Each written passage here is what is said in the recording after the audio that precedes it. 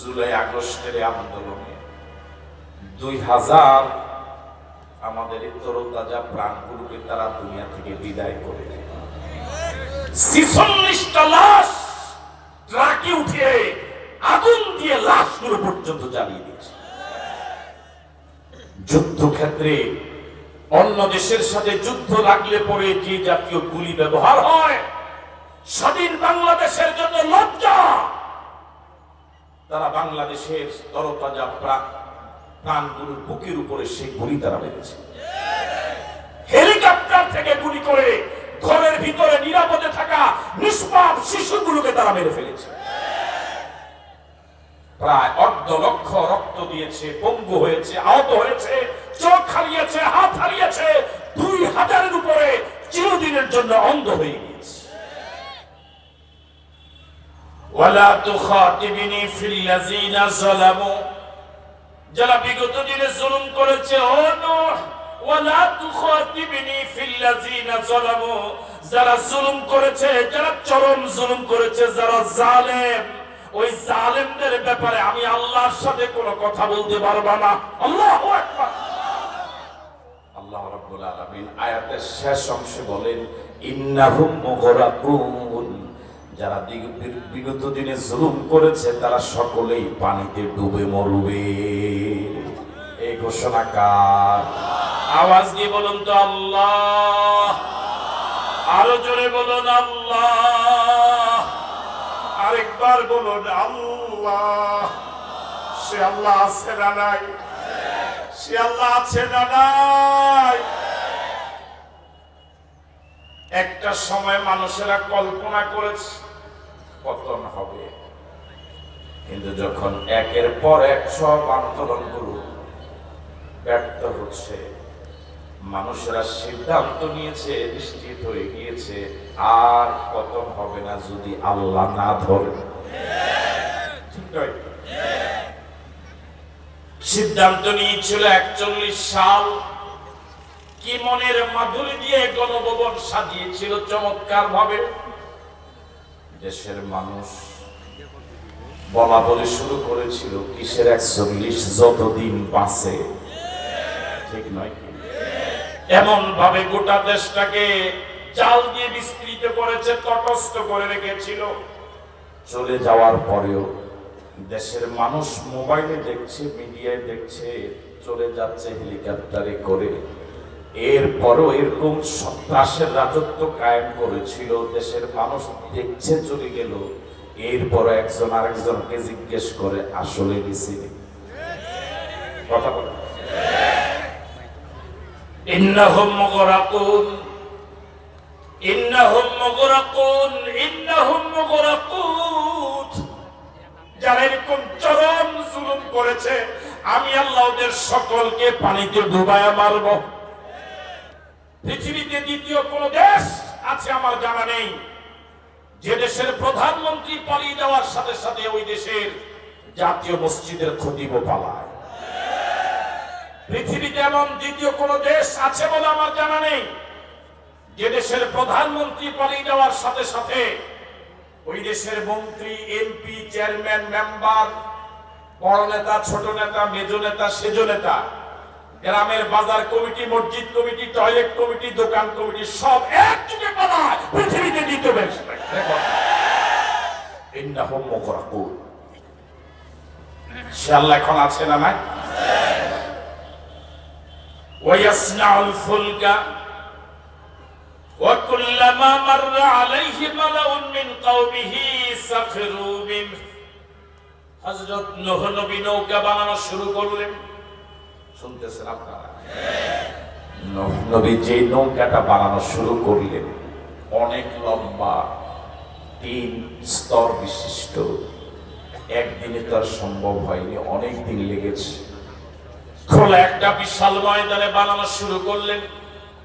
যে সময় নৌকা বানানো শুরু করলেন, ওই সময় নৌকা চালাবার পানি তো নাই, খাওয়ার পানির প্রচন্ড অভাব,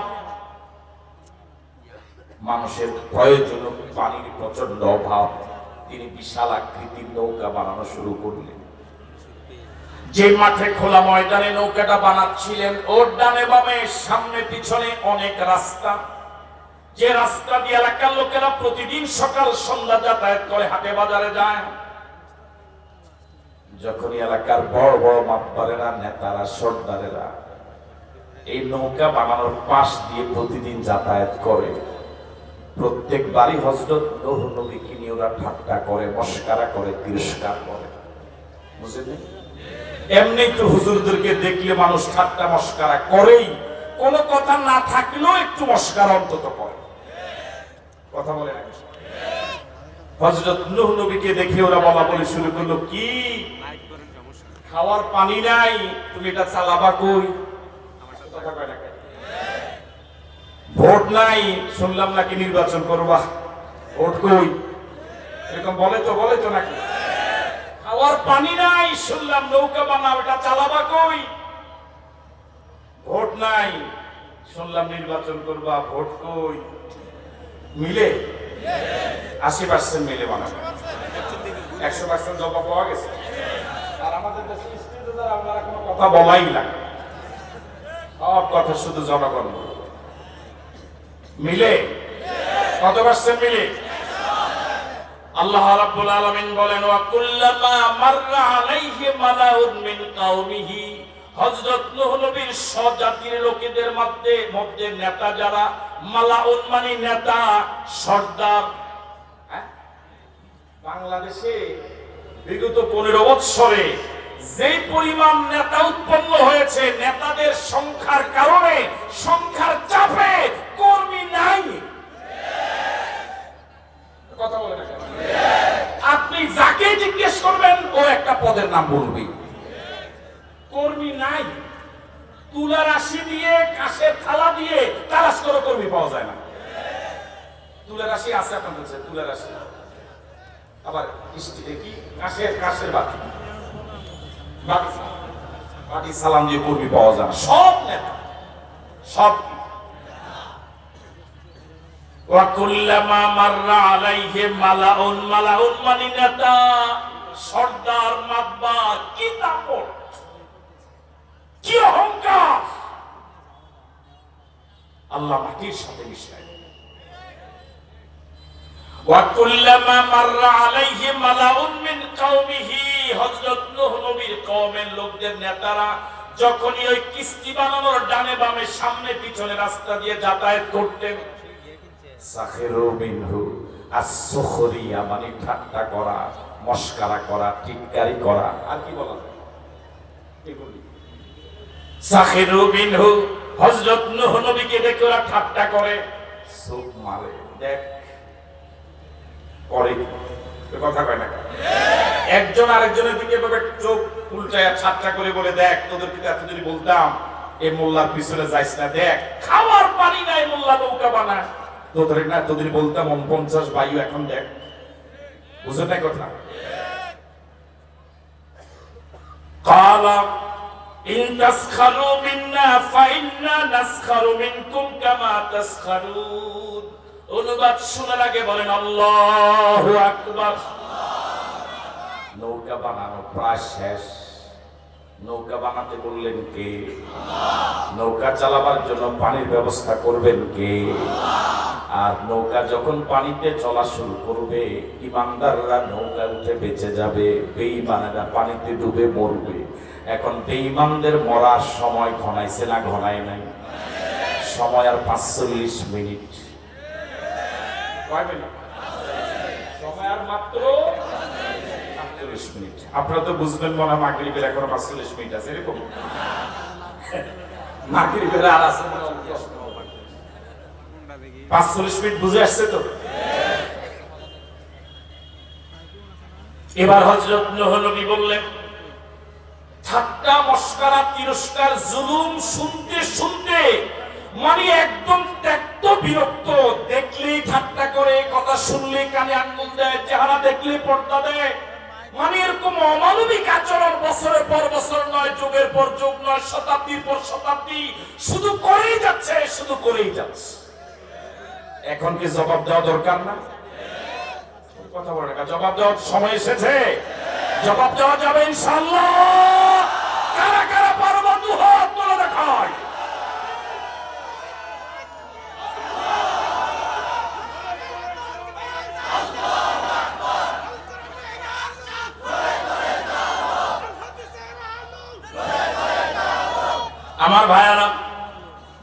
এবার হযরত নূহ নবী বলেন কালা ইন তাসখারু বিন্না, ও নেতারা, ও মাতবরেরা, ও সর্দারেরা, শুকনা মৌসুমে কিস্তি বানানো দেখে আমাকে নিয়ে তোমরা যে ঠাট্টা করেছো, ইন তাসখারু বিন্না ফাইন্না নাসখারু মিনকুম কামা তাসখারুন, বিগত দিনে আমাদেরকে নিয়ে যত ঠাট্টা করেছো, যত মস্কারা করেছো, জঙ্গি বলেছো, মানবতা বিরোধী, দেশ বিরোধী, মোল্লা, কাঠমোল্লা, যত ঠাট্টা করেছো সব ঠাট্টার জবাব দেব। ফাইন্না নাসখারু মিনকুম, তোমাদের প্রতিটি ঠাট্টার কড়ায় দণ্ড হিসাব দেওয়া হবে। ফাইন্না নাসখারু মিনকুম কামা তাসখারুন, যেভাবে আমাদেরকে ঠাট্টা করেছো তোমাদের প্রত্যেকটি ঠাট্টার জবাব দেব ইনশাআল্লাহ। যখন জবাব দেওয়া শুরু করব, ফাসাউফা তা'লামুন, ফাসাউফা তা'লামুন, তখন অচিরে টের পাবা কত ধানে কত চাল। বাকি সব অপরাধ পাপ, শুধু বাংলাদেশটাকে যে ফোকলা বানালো, হাজার হাজার কোটি টাকা দুর্নীতি করলো, শুধু একটা পাপের হিসাব দেওয়া তো সম্ভব। এরপরে বলে জাতির কাছে আমার বিচার, আমার দোষটা কি? যার এতটুকু হিতাহিত জ্ঞান নাই, নিজের অপরাধ বোধ জান না, এটা তো প্রধানমন্ত্রী হওয়ার কোনো যোগ্যতাই নাই।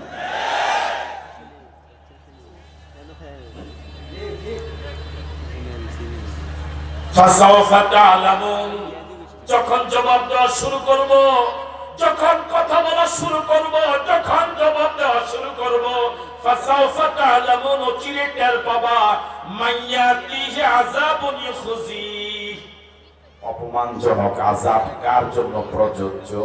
আল্লাহু আকবার।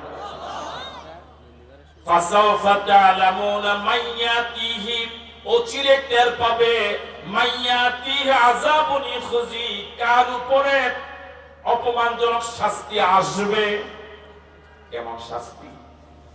অপমানজনক। কি শাস্তি? কথা বলে না কেন?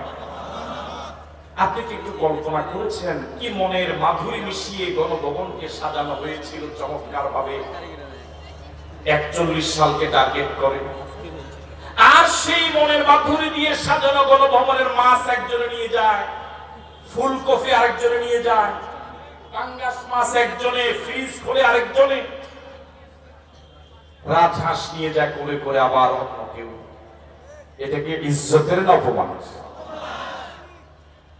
একটা দেশের প্রধানমন্ত্রী কতটা নির্লজ্জ, বেহায়া, দুঃসাহসী হলে পড়ে, নির্লজ্জ হলে পড়ে প্রতিদিন হাজার হাজার কি বলে বাংলাদেশের নাগরিক পাখির মতো গুলি করে মারা হচ্ছে, আর 5ই আগস্ট নিজের ভাইয়ের জন্মদিন পালন করার জন্য উৎসব করা হচ্ছে।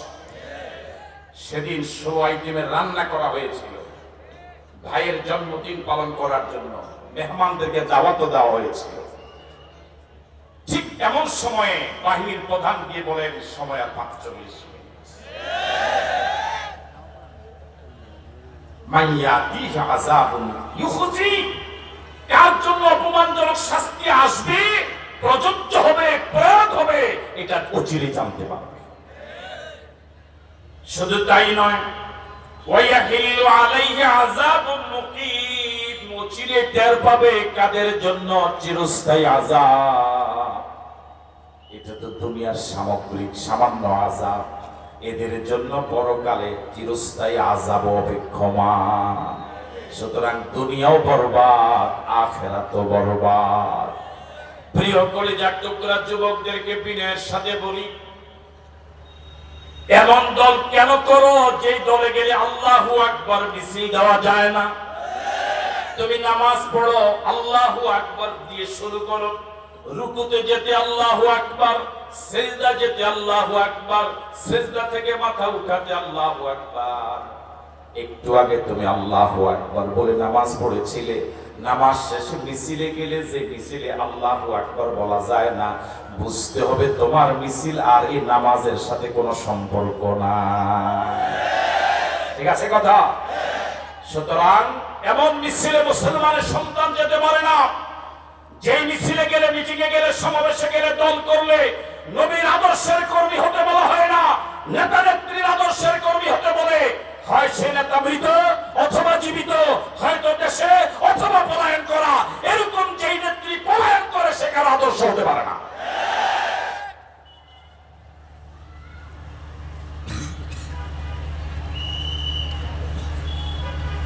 فسوف تعلمون من يأتيه عذاب يخزيه ويحل عليه عذاب مقيم حتى إذا جاء أمرنا কিস্তি বানানো শেষ, এখন কি আসা দরকার? কথা বলে না কেন? হাত্তা ইযা জা আমরুনা, কিস্তি বানানো শেষ, আল্লাহর হুকুম এসে গেল। তিনি তো আমাদের এমন আল্লাহ, ওয়া ইযা আরাদা শাইআন আইয়াকুলা লাহু কুন ফায়াকুন ফাআলুল লিমা ইউরিদ। সব ক্ষমতার মালিক তিনি আল্লাহ। কিছু সৃষ্টি করতে শুধু এরাদা করলে, কোন বলার এরাদা করলে হয়ে যায়। সুবহানাল্লাহ। এমন আল্লাহর গোলাম হতে পেরে খুশি না বেজার? এই জন্য যত আওয়াজ দিয়া পারেন বলেন আলহামদুলিল্লাহ। আরো জোরে বলুন আলহামদুলিল্লাহ। আরেকবার বলুন আলহামদুলিল্লাহ। হাত্তা ইযা জা আমরুনা, আল্লাহর হুকুম এসে গেল। ওয়াফারাত তান্নুর, পৃথিবীর প্রতিটি উনুন, প্রতিটি ছিদ্র, প্রতিটি চুলা, সব প্রতিটি গর্ত ফেটে পানি বের হওয়া শুরু হলো। আল্লাহু আকবার। আকাশ থেকে মুষলধারে বৃষ্টি পড়লো, জমিন থেকে পানি বের হওয়া শুরু হলো। ওয়ালাহমিল ফিহা মিন কুল্লি যাওজাইনি। আল্লাহ পাক বলেন, আমি নূহ নবীকে বলেছিলাম, নূহ এই কিস্তিতে প্রতিটি প্রাণীর এক জোড়া উঠাও। কয় জোড়া? গরু থেকে এক জোড়া, ছাগল থেকে এক জোড়া, সব প্রাণী থেকে কয় জোড়া? ওয়া আহলাকা, তোমার পরিবারকে উঠাও। ইল্লা মান সাবাকা আলাইহিল কাউল, তবে তোমার পরিবারের যে সদস্যের ব্যাপারে আগে সিদ্ধান্ত চূড়ান্ত হয়ে গিয়েছে, পরিবারের সদস্য হওয়ার পরেও কিস্তিতে উঠার যোগ্যতা তার নাই, তাকে ছাড়া। আর কিস্তিতে উঠাবা কাকে? ওয়ামান আমানা, বিগত দাওয়াতি ময়দানে তোমার দাওয়াত যারা রিসিভ করেছে তাদেরকে কিস্তিতে উঠাও। ওয়ামা আমানা মাহু ইল্লা কলিল, আর হযরত নূহের দাওয়াত কবুল করেছে একেবারে সামান্য, যেটা বলেছিলাম মাত্র 80 জন। এই আয়াতের অনুবাদ শোনার পর আপনাদের কাছে জিজ্ঞাসা, কিস্তিতে উঠার একমাত্র যোগ্যতা ঈমান। কথা বলুন, কিস্তিতে উঠার যোগ্যতা ঈমান থাকলে কিস্তিতে উঠতে পারবে। কোন বেঈমান কিস্তিতে উঠার কোন সুযোগ